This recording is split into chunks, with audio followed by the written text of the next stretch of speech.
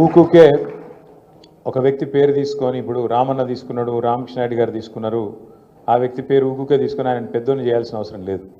ఎందుకంటే మనకు కష్టం వచ్చినప్పుడే కొన్ని విషయాలు తెలుస్తాయి.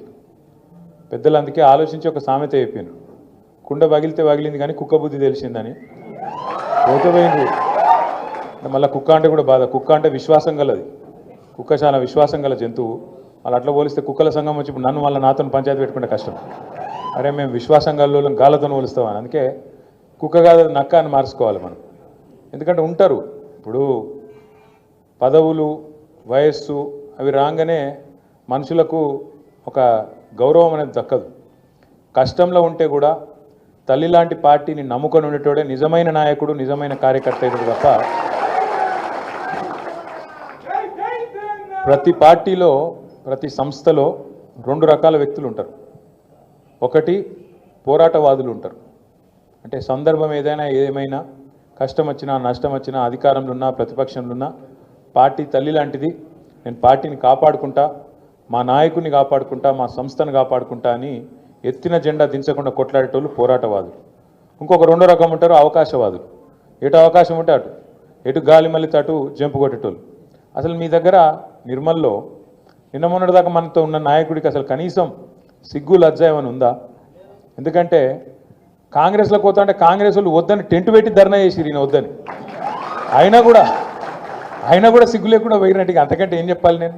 ఇప్పుడు ఆ పార్టీలో కనీసం ఆయన ఎవడన్నా కుర్చేసి కూర్చోమంటోడు ఉన్నాడా?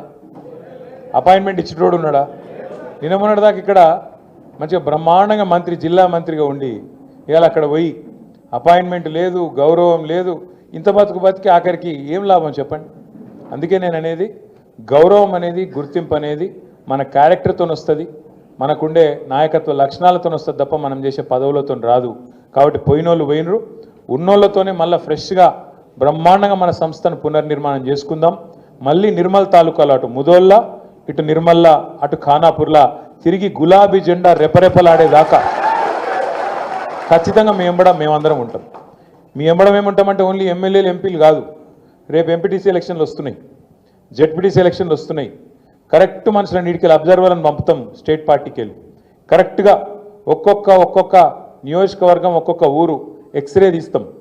తీసి ఆడ ఎవరు ఏంది ఎట్లా ఎవరైతే ఖచ్చితంగా మనకు రేపు మళ్ళీ గెలిచినాక జంపాయేటోళ్ళు వద్దు, గెలిచినాక మనెంబడ ఉండేటోళ్ళు నికాల్సుగా ఉండేటోళ్ళని పట్టుకొని దేవులాడి అట్లాంటి వాళ్ళకి టికెట్లు ఇచ్చుకుందాం.